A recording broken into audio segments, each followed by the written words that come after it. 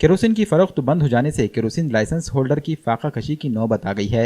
नांदेड़ जिले में 1,500 kerosene licence holders हैं। हुकूमत के उसूल ज़वाबित के मुताबिक केरोसिन होल्डर्स की जानिब से ग्राहकों को केरोसिन सप्लाई करना लाजमी है ताकि ग्राहकों का चूल्हा जल सके।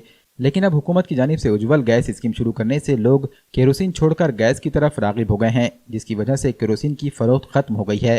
कारोबार बंद हो जाने से केरोसिन फरोख्त करने वालों का गुजर बसर मुश्किल हो गया है। कोरोना के इस खतरनाक दौर में हुकूमत लोगों की माली मदद कर रही है। ऐसे में केरोसिन लाइसेंस होल्डर्स का कहना है कि हुकूमत इनकी भी माशी मदद करें। महाराष्ट्र राज्य केरोसिन हॉकर्स रिटेल एसोसिएशन ने हुकूमत से माली मदद की अपील की है। इस मांग को लेकर 15 अगस्त को मुंबई के आज़ाद मैदान में भूख हड़ताल शुरू करने का इंतबाह एसोसिएशन के जिला सदर बालाजी निरंगले ने दिया। सहाफ़ियों से बात करते हुए उन्होंने ये इंतबाह दिया। इस मौके पर एसोसिएशन के सदर नवाज खान, सेक्रेटरी वामन देवस्कर समेत सेक्रेटरी महबूब बेग और मोहम्मद नईम भी मौजूद थे। शासनाचे सार्वजनिक वितरण व्यवस्थेअंतर्गत नांदेड जिल्ह्यात राखेलचे किरकोळ वितरणाकरिता जवळजवळ 1,500 परवानाधारकांची नेमणूक आहे।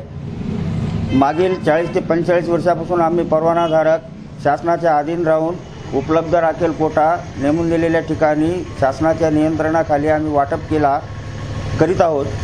आज 4 वर्षापासून राखेल वाटपाचं काम बंद आहे।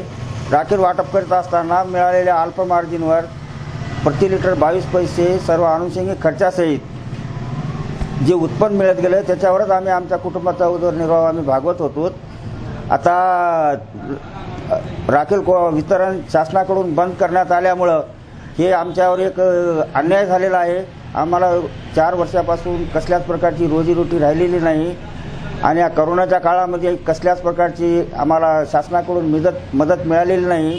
आमच्या कुटुंबासाठी उदरनिर्वाहाकरता हा परवानाच फक्त आधार होता। आज हे शासनानं उज्ज्वल गॅस योजनेअंतर्गत सगळीकडे गॅस सिलेंडरचा पुरवठा केल्यामुळं केरोसिन बंद करून आमची रोजीरोटी गेलेली आहे। हे शासनानं एकतर्फी निर्णय घेतलेला आहे। आज आमची उपासमार होत आहे।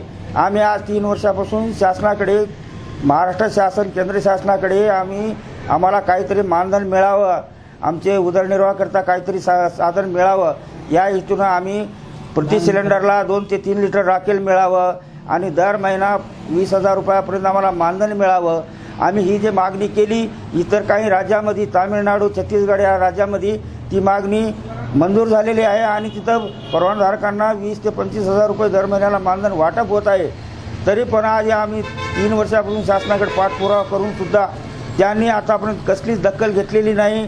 त्यांनी आतापर्यंत आम्ही जेवढे काही निवेदनं वगैरे दिले, समक्ष भेटून दिले, ते त्यांनी सगळं काही कचऱ्यात टाकल्यासारखं आम्हाला वाटते। यावर एक ते 1.5 महिन्याच्या आत आमच्या मागण्या पूर्ण जर व्हायला गेल्या तर आम्हाला सर्व महाराष्ट्रातील परवानाधारकांनी एक संघ होऊन मुंबईला आझाद मैदानावर उपोषण केल्याशिवाय आम्हाला भाग नाही, नाहीतर आम्हाला पर्याय कसलाच उरलेला नहीं। आज हमारे पे और हमारे तमाम हॉकर रिटेल किरकोड़ भाइयों के ऊपर उपासमारी की बारी आ चुकी है और आज हमारे पास ना गोली को ना दवा को पैसे है और हम इतने उम्र के हो गई कि आज हम दूसरा काम नहीं कर सकते और ये उम्र होने की वजह से आज हमको रोटी रोजी के लिए तरसना पड़ रहा और गवर्नमेंट शासन करने हम हर बारी को जाकर हर एक जगह पे गए तो भी हमारे कोई निर्णय नहीं हुआ। लिहाजा गवर्नमेंट ने हमारे पे ख्याल करते हुए, हमारी मदद करते हुए हमारे पे ये करना।